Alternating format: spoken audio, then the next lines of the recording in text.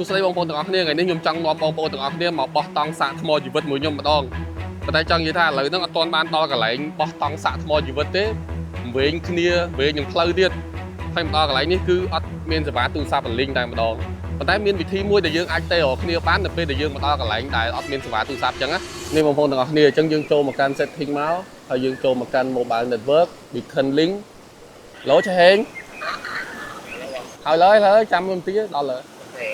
បាទសម្រាប់ការផ្សងព្រេងរបស់ខ្ញុំលើកនេះខ្ញុំយកទូរស័ព្ទមួយគ្រឿងមកដែលខ្ញុំយល់ឃើញថាវាស័ក្តិសមមែនទែនសម្រាប់អ្នកចូលចិត្តឡើងភ្នំដើរបោះតង់ផ្សងព្រេងអីជាដើមហើយវាមានឈ្មោះថា Oppo A6 Pro ដោយសារតែវាមានថ្មធំរហូតដល់ 7000 mAh ជាមួយនឹងឆ្នាំងសាកល្បឿនលឿន 80W SuperVOOC ធន់រឹងមាំមានអាយក្រោះការពារកម្រិតកំពូល IP69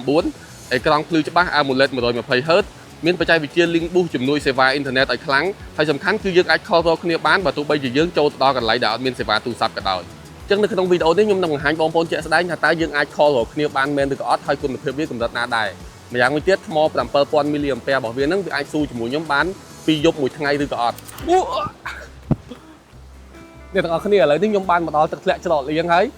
ថ្មទូរស័ព្ទនៅសល់ខ្ទង់ 85% ម៉ោង 2 កន្លះហើយដែលខ្ញុំមកពីផ្ទះហ្នឹងគឺខ្ញុំប្រើដូចជាបើកមើល map លេង Facebook ឬក៏ Telegram អីតិចតួចមែនតើទៅ 7000 mAh វាស្ទើរតែស្មើនឹងកូន power bank មួយទៅហើយប៉ុន្តែអ្វីដែលយើងសង្កេតឃើញគឺទូរស័ព្ទនេះស្ដើងមែនតើនៅតែរក្សាកម្រាស់ត្រឹមតែ 8 mm ដដែលហើយអារម្មណ៍នៅពេលដែលយើងកាន់មានអារម្មណ៍ថាវាហាប់ណែនខ្លាំងមែនតើសម្រាប់ទំហំថ្មប៉ុណ្នេះគឺខ្ញុំរំពឹងថាខ្ញុំអាចប្រើបាន2ថ្ងៃយ៉ាងធូរចាំសាកថ្មម្ដងហើយ Oppo បានអះអាងថាយើងអាចមើល YouTube ជាប់បានរហូតដល់ខ្ទង់20ម៉ោងហើយបើលេងហ្គេមដូចជា PUBG ឬក៏ Mobile Legends នេះហ្នឹងបានខ្ទង់រហូតដល់10ម៉ោងឯណោះប៉ុន្តែបើសួរខ្ញុំអត់តេស្តអញ្ចឹងទេដោយសារតែខ្ញុំមកនេះយើងអាចអង្គុយលេងហ្គេម10ម៉ោងជាប់បានទេអញ្ចឹងខ្ញុំនឹងតេស្តមើលជាក់ស្ដែងពីការប្រើដូចយើងមកទូទៅអញ្ចឹង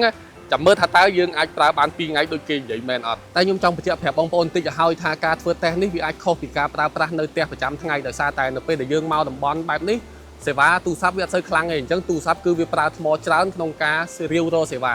ប៉ុន្តែនិយាយដល់រឿងសេវាទូរស័ព្ទមួយនេះគឺវាមានបច្ចេកវិទ្យា Link Boost សម្រាប់ជួយចាប់សេវាបានខ្លាំងមែនទែនទីទៀតខ្ញុំនឹងតេស្តឲ្យបងប្អូនមើលដោយសារតែពេលដែលខ្ញុំមកនេះរាល់ដងភាគច្រើនគឺទូរស័ព្ទអត់មានសេវាប្រើអ៊ីនធឺណិតទេប៉ុន្តែទីទៀតតែខ្ញុំប្រាប់នៅពេលដែលយើងមកដើរលេងផ្សងព្រេងបែបនេះភាពធន់របស់ទូរស័ព្ទគឺកាន់តែសំខាន់ដោយសារតែយើងប្រឈមមុខមែនទែនជាមួយទៅនឹងការប៉ះទង្គិចឬក៏របូតទូរស័ព្ទជ្រុះពីដៃធ្លាក់ចូលទឹកអីជាដើម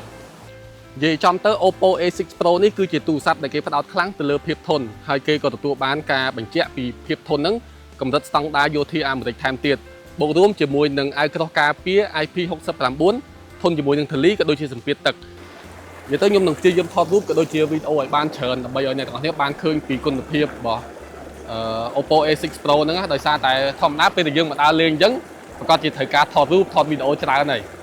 ប៉ុន្តែឥឡូវនេះខ្ញុំចង់ឲ្យបងប្អូនមើលពីគុណភាពអេក្រង់របស់វាបន្តិចសិនដោយសារតែយើងមកអញ្ចឹងគឺយើងប្រើនៅក្រោមពន្លឺថ្ងៃច្រើនហើយខ្ញុំឃើញថាអេក្រង់មួយនេះវាបង្ហាញពន្លឺបានភ្លឺល្អមិនថាយើងថតរូបឬក៏ថតវីដេអូទេបើសិនជាអេក្រង់វាអត់ភ្លឺល្អគឺអត់កើតដូចគ្នាទូរស័ព្ទនេះមានទំហំអេក្រង់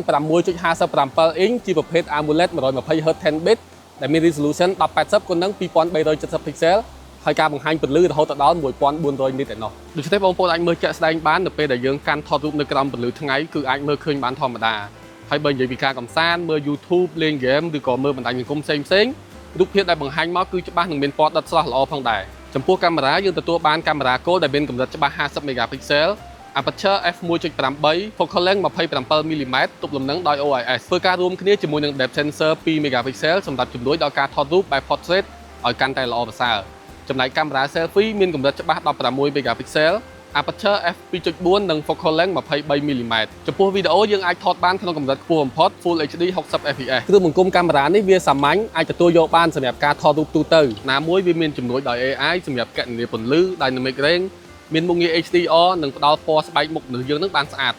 ហើយការថតរូបបែប portrait គឺវាកាត់ស្នាមព្រាលក្រោយបានស្អាតនិងទាញពន្លឺលើផ្ទៃមុខមនុស្សយើងនឹងឲ្យឃើញភ្លឺល្អដែរ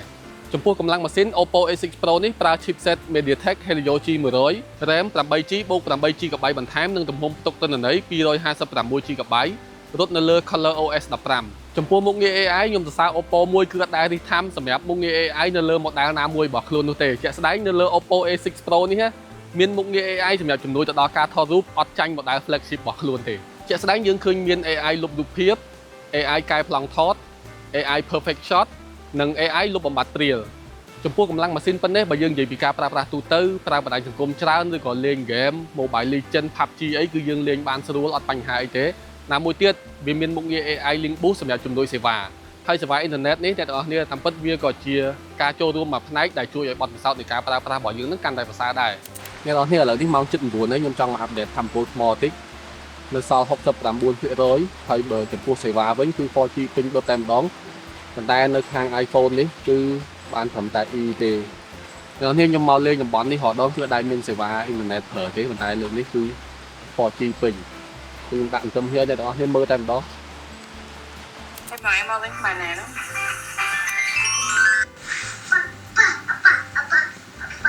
អូខេអ្នកនរគ្នាអញ្ចឹងឥឡូវខ្ញុំនឹងបង្ហាញពីមុខងារដែលយើងអាច call រកគ្នាបានដោយអត់ចាំបាច់មានសេវាទូរស័ព្ទឬក៏សេវាអ៊ីនធឺណិតទេគឺមុខងារ Beacon Link នេះអញ្ចឹងខ្ញុំមានគ្នាខ្ញុំមួយទៀតឆៃហេងឡូឆៃហេង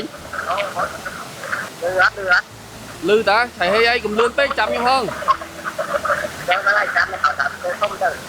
ហ្នឹងហើយតោះយើងដល់ម៉ោងហើយតោះថតប៉ុណ្្នឹងសិនបានអញ្ចឹងស្អែកឡើងម៉ោងថ្ងៃត្រង់បន្ទាប់ពីបាយហើយខ្ញុំក៏ត្រឡប់មកវិញហើយខ្ញុំឆ្លៀតទៅចូលរួមកម្មវិធីបានមួយទៀតចុងក្រោយខ្ញុំមកដល់ផ្ទះនៅម៉ោង 7:20 នាទីជាមួយនឹងថ្មនៅសល់ 22% ហើយបងសរុបទៅគឺខ្ញុំថតរូបថតវីដេអូបានច្រើនមែនទែនដូចអ្នកនរគ្នាកំពុងតែឃើញហ្នឹង scroll ឡើងមកសន្ទុះហ្មងទាំងអស់អូខេអញ្ចឹងបងប្អូនយល់យ៉ាងណាដែរចំពោះ Oppo A6 Pro នេះហើយចំណុចមួយណាដែលបងប្អូនចូលចិត្តជាងគេសូមចែករំលែកមតិយោបល់នៅក្នុង comment ខាងក្រោមមកខ្ញុំបាននឹងផងហើយយើងនឹងជួបគ្នាវីដេអូក្រោយបាយបាយ